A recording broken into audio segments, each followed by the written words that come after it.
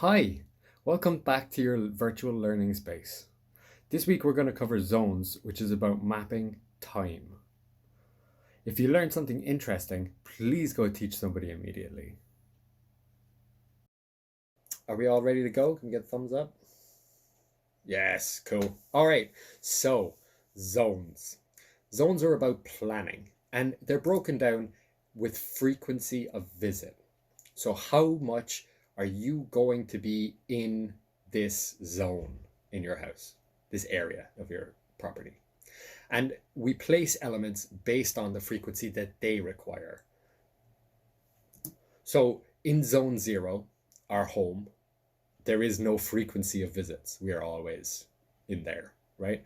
So, anything that we have in the home qualifies as zone zero, and that has got pretty much our permanent attention, right? Zone one delegates daily visits. So we want to put these things in our way. Something that might be in your zone one is the driveway. Like you drive up your driveway, you get out of your car, you do it probably twice or three times a day. So you're in that area anyway. So if you place something that needs daily maintenance in that area that you already are, you've kind of like taken a workload off yourself. You don't have to go to that area, you're already in that area. Zone two is 2 to 4 visits per week, right? So it can be a little bit further from your house. You don't have to worry so much about it being like right on your doorstep. The elements that go here don't need any more than it's somewhere between 2 and 4. Every second day, roughly, you'd be visiting things in your zone two, and that might only be during the season. So keep that in mind. Season three, or zone three, is seasonally visited. So this would be something like an orchard, right? So you're only going to go to the orchard when you need to be there. This can be a mile and a half from your house. It doesn't matter really because you're not going to be visiting it every day, right? Zone 4 is a semi-wild area. So we maintain it a little bit and we harvest from it maybe once or twice a year, but we kind of largely let it do its own thing. And this is where we can put like wild forage for the wildlife, and we can also put wild forage for us, like mushrooms, for example. And then zone 5 is never harvested. So zone 5 is sanctuary. This is just nature. We don't take anything from it. We don't bring anything into it. We just let nature do her own work here. We don't interfere. We visit for pleasure, right? So this is a shot from my notes because this is actually the best way to describe zones. Okay. So this is the Ohana system, which is an indigenous Hawaiian way of breaking down space. So when a village wanted to establish itself in the Hawaiian system, they take a wedge of the volcano that has a stream running down through it, right? And then they start designing from the top. So up the top, they have the forest of the gods, and that is never touched. That's the place they go to do human sacrifices and nothing else. You go up there to praise nature. We step down one and we've got the timber forest, which is carefully maintained. And by carefully, I mean you only get to fell a tree for a house or a canoe. And that's two super important things, but they are the only reason that you would fell a tree in this area. Next down is the food forest. So the food forest is where we would have orchards of stuff, whether it be wild or whether it be domesticated fruit that we're talking about. This is where our mushroom logs would go. This is an area for growing food in an orchard kind of setup, right? Below that again, we have our main crop. For the Hawaiians, it was taro, which is kind of like a sweet potato, but it grows in like a really marshy soil. But it's their primary carbohydrate. And in this area, they'd also have ponds where they'd be growing fish for protein, right? The veggies would go below that again, and as you can see, we're stepping closer and closer to the village here. So we're going shorter and shorter distances. These things are getting more frequent, right? So our veggies would go in here. This is where our salads would be. This is where our root vegetables. This is where we're growing things for the table, okay? And then in the village area, we have houses and we have like this is where animals live, this is where we live, this is where our tool sheds are. um, this area is clustered. This is where we spend most of our time, so these things demand a lot of attention. And right at the bottom, we have a coconut grove. Now, the coconut grove also serves as a main crop because of obviously coconuts, but it also forms a screen like that protects the village from harmful winds or tsunamis or big wave events, right? And it works literally like I was talking about sectors, right? So they've got a big, dangerous wind sector right there. So they put something up right in front of it. Keep that out. I don't want that. And what happens with the coconuts are a very adaptable plant. They like shoot out like this in really extreme weather. They can't be pushed over. They just wobble back and forth because they're anchored this way, right? So we can break down this system into the zones that we were just talking about, right? So zone 0, I accidentally clicked it a little bit early, but zone 0 is the red dots that we can see here. These are the homes. So anything contained within the walls of your home is your zone 0. Okay? After that, we've got the zone 1, which is the village area. So this is where we have, like I said, you have your tools, you have your daily picking greens, you have things that you're taking care of every single day. You have your chickens, for example. Above that is our zone 2, which is our veggie mixes. So this is something that we visit maybe twice or 3 times a week. You know, we go up and we pick some veggies, or we grab some peas, or whatever is up there growing. We can grab it, but we don't have to spend a lot of time here. Also, it's nice to note that it's uphill from our village, right? But you're going uphill with an empty wheelbarrow, and you're coming downhill with a full wheelbarrow. I think that's a really nice touch, because anyone who's ever carried a wheelbarrow or pushed a wheelbarrow uphill full, it's not easy, right? Above this again, we have zone 3, which is our main crop area. This is where we're going to be growing the main crops. For the Hawaiian system, like I said, it's the taro and the coconuts. But it can be a broad range of things that we're growing. We'll go through it in a minute. Zone 4, our zoning doesn't break down the timber forest versus the food forest. We just have a carefully maintained forest for our zone 4, right? We can take a limited amount of timber out of it. We can have our orchards in it, and we can have our domestic animals in underneath the canopy of it.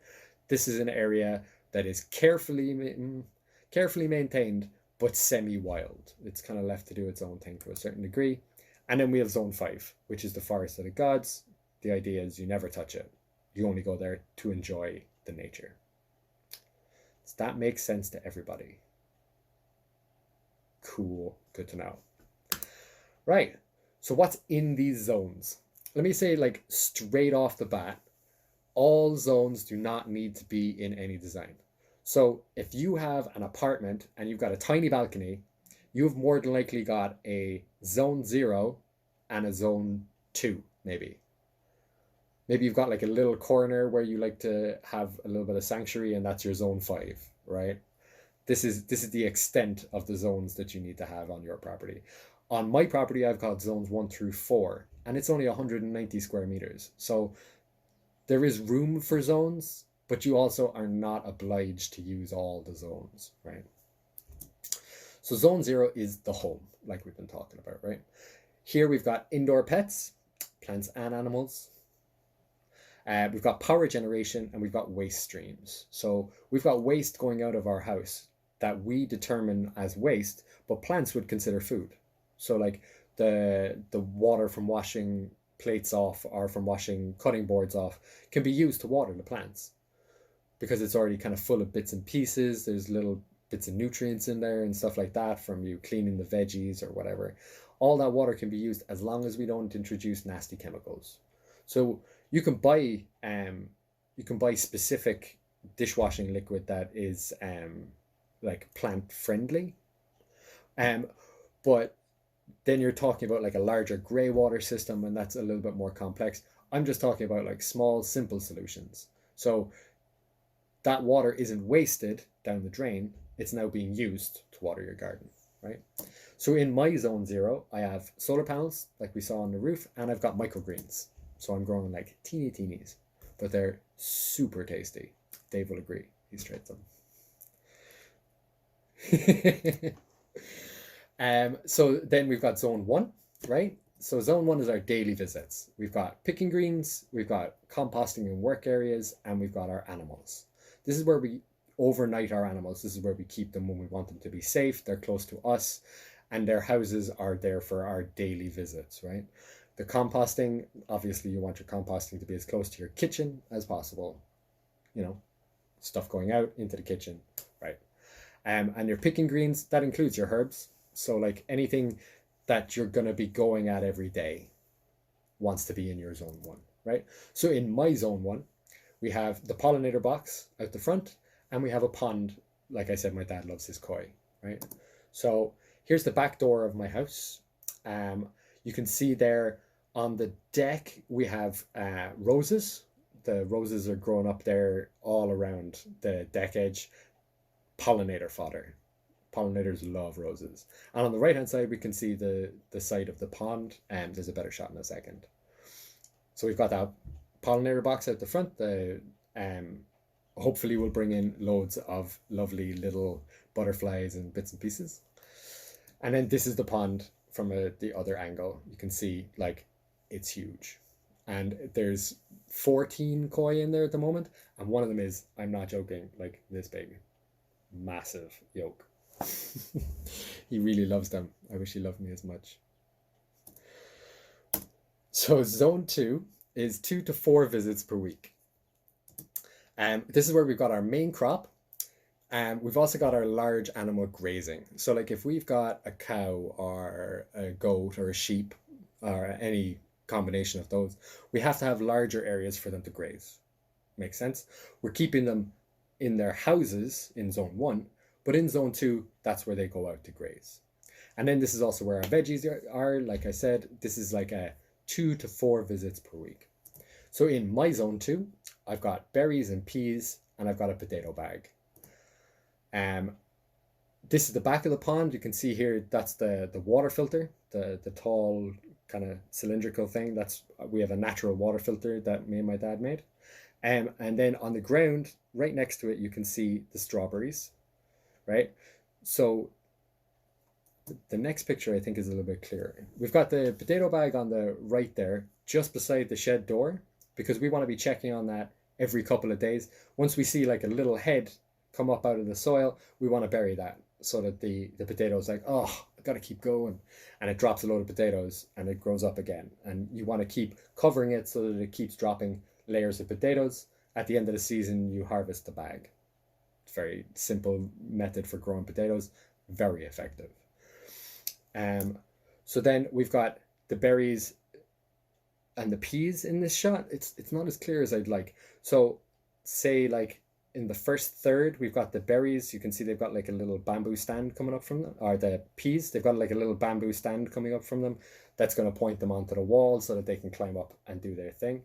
We've got strawberries, and in the background, we've actually got rhubarb, which is going to get huge. Here we have the nettles with the strawberries. The nettles were a hard sell. Planting nettles was anti-Irish normal sentiment. But I brought these nettles in because the nettles on the outside of my property get exposed to a lot of cars driving past. And if I'm going to be eating that, I don't want it to be covered in car smoke, right? So I brought nettles into our house, into our back garden, and my mom was difficult about it. But then I made some nettle sun tea, and all of a sudden it was all good. So if you need an explanation for why there should be nettles in your property, make some tea with it. It is so nice. Okay, so here is like a vertical space. So I want to use as much of the space as I can. This particular wall gets a lot of western evening sun, right? So I'm going up this wall using the vertical space because I don't have much in the way of actual ground space, right? So starting from the top, we've got predator habitat. We've got 2 little areas for birds to be hanging out and grabbing all the little bad guys, making sure nobody eats all my food. Then stepping down from that, in the hanging box, we've got a strawberry. Below the strawberry, we've got two berry plants. We've got yellow raspberry and a blackberry. Those are going to be mother plants for a future project, so I'm just leaving them in their boxes as they are. And then on the ground beside them, we have more peas. So the peas are going to grow up that net, and then we're just going to have loads of peas. These are my projects. So zone 3 is seasonally visited, right? So we're going to have fruit and nut orchards in this area. We're going to have forage for domestic animals. When we send a domestic animal in underneath an orchard, it's called silvopasture. And it's not something that's used as much as it should be because they love it. They go in there, they find all the little bits of fruit, they find all these little nuggets that we wouldn't even have thought they wanted to eat. And they do. They really, really want to be out there. Mushroom logs would also go in this area, which is something that I'm currently researching and trying to get more au fait with. But mushroom logs are a fantastic way to grow some really, really fine cuisine in your area. So in my zone 3, I only have espalier fruit trees, right? Espalier means that I've basically tied them to that fence so that they spread out like that. And that's the way to get the most out of them in a small space, right? On the left-hand side of the photo, we've got a pear. On the right-hand side, we have a apple. Both of those are going to be used for rootstock. Once they get a little bit bigger, I can graft on different varieties and stuff like that. So, oh, and also in this area, I should have put it there, but we have an established blackcurrant. So that blackcurrant doesn't need any help from me. It's already doing its thing. So it's in zone 3. The reason the other berries were in zone 2 is because they need me right now. I need to feed them, I need to water them, and when they get to a certain size, I'm going to be able to prune them and take cuttings to plant in the front of my house. Oh, and right above the blackcurrants, we put in a little insect hotel. If you don't have one of these, I guarantee you'll get a kick out of it. Just put it up in your property and you'd be blown away by how many insects live in your area, and will certainly be like, oh, cool, this place looks pretty awesome. I think I'll move in here. And if you're keeping them that close to your berries that you want to have, what you've done is created a predator habitat for insects. So things like wasps. I know people don't really like wasps, but they are a great predator to have in your area. They will take care of a lot of stuff. So zone 4, like I said, it's harvested once or twice a year. That's it. Mostly it's going to be forage for wild animals. We can grow wild mushrooms here, so we can let mushrooms that are established grow in this area. And we can maintain it to a certain degree, taking out timber and wild fruit and nuts, right? To a certain degree. We want to be very careful not to overwhelm this system. The only areas of zone 4 in my property are this little slice down the side of my dad's car. I've got a willow, which I saved from across the road. Bad storm knocked it pretty hard. And then I've got jasmine on the right-hand side, which requires no maintenance from me. It's doing its own thing. It's kind of easier to see from the front. And then I've also got like a little daisy meadow going on in my front garden. I get away with not cutting the grass a lot because it's like, no, Mom, look at the daisies. Aren't they beautiful? And that becomes a maintained semi-wild space, right? And zone 5, like I said, I don't have any zone 5 on my property. But if we were to put any systems or any elements into a zone 5, it would only be paths and places to sit. That's it. Apart from that, we are not welcome there. Don't go messing with it. Just let nature do her thing. So, taking all this information, we then put it into a plan, right? And that way we can see where everything is. And this plan is dynamic. So as our needs change, or as the systems change, the plan can change. This is not set in stone. Hence, I just kind of scribbled it up. Can you guys see all of that? What I've taken here is I've taken the plan of the house, or the boundary of the property, and I've just flipped it on its side. You can see north is that way. So red corresponds to our zone 0. Part of my permaculture plan for this property is to put a shed for me to have a studio and an office in the bottom of the property. And then the larger red shaded area corresponds to the house. So that's the footprint of the house and the footprint of the studio, which will both be daily like living spaces. Okay. So then after that, we come out to the zone 1. So my zone 1s include the driveway, the pollinator box, the area where my mom sits in the morning. And then around the back of the house, we've also got the deck and the pond and the shed, which are all part of our zone 1. They're all daily visits. They're all things which require our attention, or they're places that tools are stored, for example, with the shed. Step out from that to the yellow. So in this area, we're talking about our like veggies, basically. Not like, I don't have any main crops apart from the little potato bag, but these are the areas where I'm growing things for eating, right? The vertical space is that little chunk right down the side there beside the deck, and then I've got keyhole beds that I plan to put in on the other side of the pond where the fruit trees were in the photographs. I'm going to take over the grass in front of that with veggie beds. So green corresponds to the zone 3, which is going to be pretty much all berries. So I want to plant raspberries and blackberries around the front of the property, and along the side of the area that we saw with the peas. I want to also put in berries there. We've got the 2 fruit trees. They're out of zone 3. And I want to expand that blackcurrant around that corner. I'm also debating putting grapes over the roses on the deck. When you can see the green line on the deck. Grapes and roses grow well together. They're like one of those guilds that we were talking about in the introduction. And then we have zone 4. So these are the semi-maintained wild areas on my property. And this is all of my zones. This is 190 square meters. This is a very, very small plot, but I have got zones 1 through 4. It's very easy to read when you put it like that. Everything makes sense, why it goes, where it goes, right? Does everyone agree? Is it clear? Yeah? Perfect. So what am I planning? What's the next steps for this property, right? So I want to do an aquaponics system. I'm going to talk about these like bullet points. And then during the summer, I'm going to do these projects and I'll release video based on that later in the summer. But for the moment, let's just talk about the bullet point. And if you're interested, I can send you a load of data about these things.